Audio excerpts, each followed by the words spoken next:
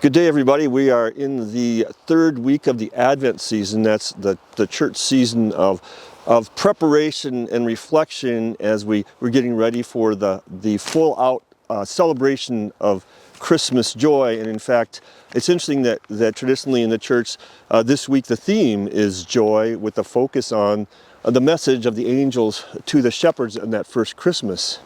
Now I was thinking about that, and I know that for many people, maybe most people, Christmas season, the entire season, is kind of considered to be a season of joy and celebration. But the truth is that for far too many people, that joy, that sense of a special joy, is elusive, and maybe you feel like it's even missing this time of year. That focus on celebration, friends, family, and all of that just kind of leaves them wanting, because it's just not working out because of the particular stresses in their life and so forth. While a lot of people are feeling the warmth and the cheer, others are feeling kind of cold and left out and disappointed. And I was thinking about that, and I was wondering about those shepherds in the first Christmas story, if they couldn't relate to that sense of maybe the joy of life was passing them by. We don't know a lot about those specific shepherds in the story, but we do know that shepherds in the day, they weren't respected much. They were kind of held off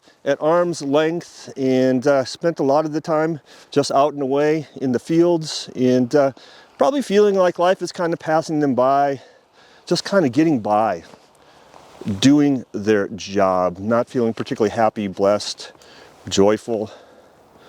But God had this amazing plan for those particular shepherds to bring them this amazing message of joy. He sent angels from the glory of his kingdom down into the very dreary world of those shepherds with this message that would change everything for them, would change the way they viewed themselves and life as a whole. You remember the message when the angel said to them, "Don't be afraid. I've come to bring you good news, which will be great joy for all the people, because for you today is born in the city of David a Savior, which is Christ the Lord."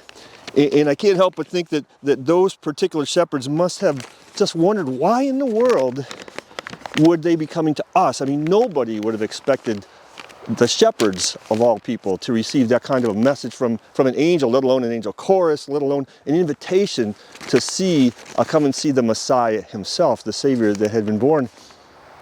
And it must have shocked them, but they listened and they heard the message and they were excited, and they said, "We got to check this out." And they went on kind of their own journey then. And what did they find? They found exactly what the angel said, Mary and Joseph and the baby, and they discovered that it was real, that it was true, and that it was phenomenal what God was doing. And they probably didn't understand very much at all exactly what was going on, but they understood this was reason for great joy, like the angel had told them. And so they went back with unexpected joy. Unexpected because God had just suddenly shown up in their lives and shown up in the world through this baby, with unbridled joy because God was on the move, and they knew it, that God was doing something special in their lives, in the life of the world, making good on his promise. And to me, that story begs the question for you and for me: where are we looking for our joy in this Christmas season? Because you see, if we're looking for our joy in the trappings of Christmas, in the music and the lights and the decorations, even in the presents and the people and the parties, we're likely to be disappointed. And we are certainly going to find that joy is fleeting, is temporary, like all the things of this world.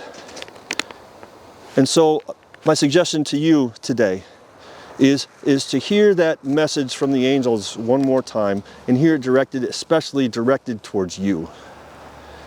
As Martin Luther put it, the angel said, "From heaven above to earth I have come to bring good news to every home," that is, to your home, to you. And that message is that a Savior has been born for you. He's been born for you. And that message that is true, it's real, and it is phenomenal that Jesus has come. And as we can focus on that sense of true joy in Christmas, it will make all of the difference. Because it is the very presence of Jesus, God taking on flesh and coming into the world, that started this whole Christmas thing in the first place. It is his presence and the gift of life that he gives that can infuse all of your Christmas traditions, all of your Christmas activities with a sense of divine joy, because God is with you and he is for you. And it's that light that the Son of God brings into our lives that outshines all of the darkness, whatever you might be struggling with, the pain, the anguish, the struggle, the loss, the confusion, whatever it might be. His light outshines that for you and can bring you joy in the middle of it, because it is real, it is true, it is phenomenal, and God is with you. He is for you in Jesus Christ during this Christmas season and always. God bless your Christmas this year.